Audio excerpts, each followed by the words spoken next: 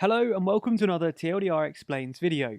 In this one, we're going to be taking a look at the recent scandal involving the Minister for Housing, Communities and Local Government, Robert Jenrick, and the West Ferry Printworks, discussing whether Jenrick unlawfully granted permissions for developments owned by friends and donors. Before we get into that though, if you haven't already, please subscribe to the channel. We're covering a whole variety of news topics, from COVID stories to non-COVID issues. And if you subscribe, you'll be helping us out a whole bunch, and you'll also be more likely to see our stuff going forward. Also, if you're from the EU or US, or if you're just interested in those countries, then be sure to check out the special channels we have dedicated to them, which publish content exclusively to TLDR EU and TLDR US. There's a link to both channels in the description, so you can subscribe now to make sure you're getting all of the content from us. So for those of you who don't know who Robert Jenrick is, he's the Government Minister for Housing, Communities and Local Government, and has been since July 2019. As Housing Minister, one of his jobs is signing off on big developments in the UK, like the West Ferry Printworks development. West Ferry Printworks used to be, you guessed it, a printworks in the London borough of Tower Hamlets, next to the River Thames. At about 12 hectares, it was the largest printworks in Europe until 2012, when it was closed and bought by Northern & Shell, the property development company owned by the media billionaire Richard Desmond, who used to own the newspapers The Express and the Daily Star. In 2016, Northern & Shell proposed a 30-storey, 722 apartment development on the land, which was approved by the government. But in 2019, they decided that it wasn't big enough and proposed a 44-storey, 1,544 apartment scheme, which would cost an estimated £1 billion to develop. On the 14th of January 2020, Housing Minister Robert Jenrick approved this new proposal. This was a bit of a surprise for a few reasons. Firstly, the proposal had been previously rejected by the council, meaning that Jenrick was overruling a council decision, something that he hadn't done before. But perhaps more importantly, both the council and the government's own independent planning inspectorate had advised against it, mainly because only 21% of the new proposal was affordable housing, which is way below the 35% threshold for other new developments in London.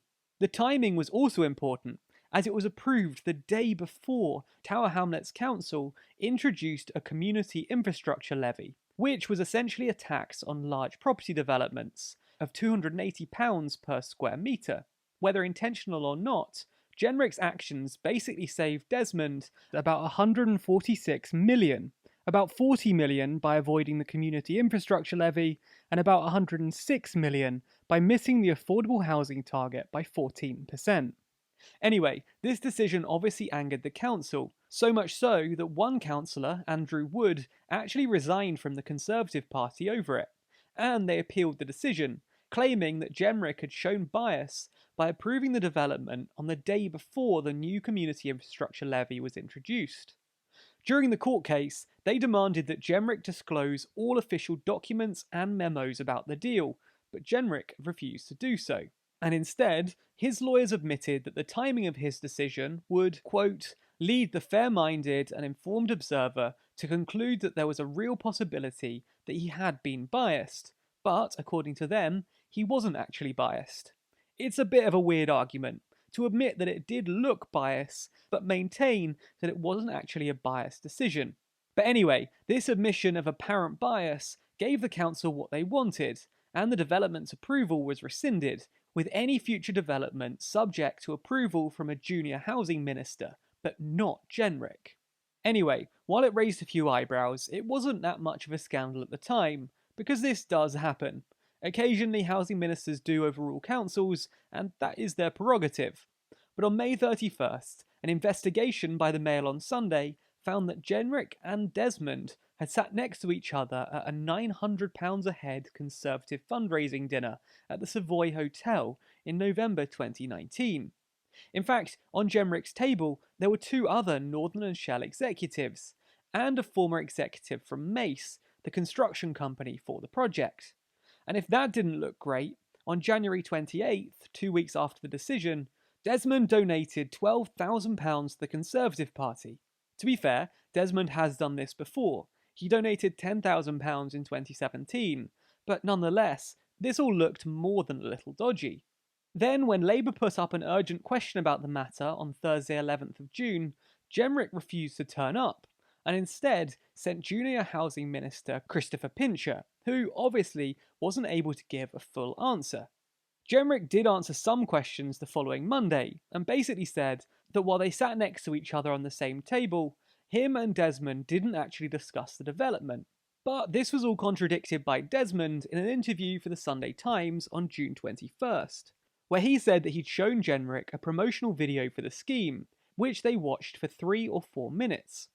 He did say afterwards that Jenrick told him that he couldn't discuss the scheme any further, but this does contradict Jenrick's statement that the development didn't come up at all in conversation. In the interview, actually blames Mayor of London Sadiq Khan, and says that the mayor encouraged him to propose a larger scheme, and he's now pretending that he didn't. Anyway, like the council, both Labour and the Lib Dems asked Jenrick to publish all official correspondence about the development, but again, he refused. According to Number 10, Jenrick handed over all correspondence to Cabinet Secretary Mark Sedwell to see if there'd been any breach of ministerial code, but this doesn't count as a formal investigation. Jenrick obviously doesn't want people to see his correspondence, and this could be for one of 2 reasons. Either there's something dodgy in there, or there's nothing there at all.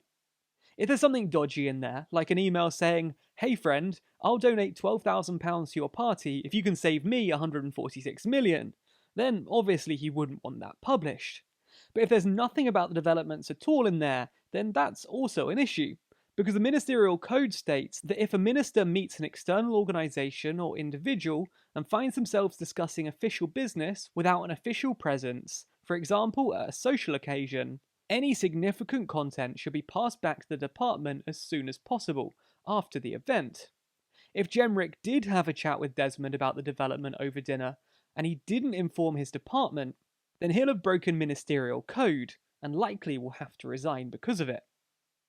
Not a man to settle for just one scandal, Jenrick then made a bizarre decision this weekend to recover an appeal for a luxury development by the Jockey Club for 318 apartments at a hotel on the Sandown Park racecourse in Esher. Like the West Ferry development, this one was rejected by the local borough council because it was only 20% affordable housing instead of the 40 to 50% that the borough normally aims for.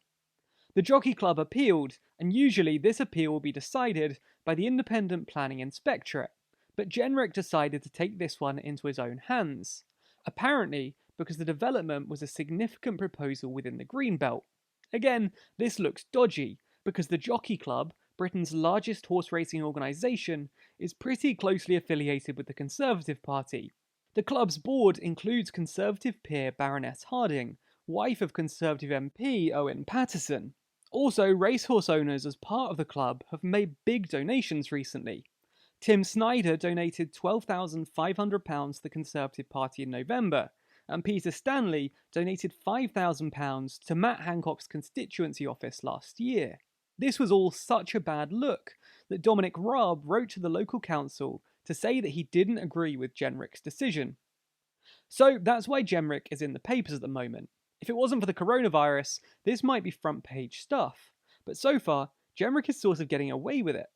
If you're interested, today Labour have one of their Opposition Day debates, where this is very much expected to come up. So you can watch all of the action live from about midday on Parliament TV. There's a link to the stream in the description. What do you think of all these decisions? Do you think they represent bias and the decisions made by Jenrick to help out his friends and donors? Or do you think that these are just innocent, unrelated decisions, not connected to any dinners, donations, or relationships? Let us know your thoughts in the comments below, and as always, you can also get involved over on Discord.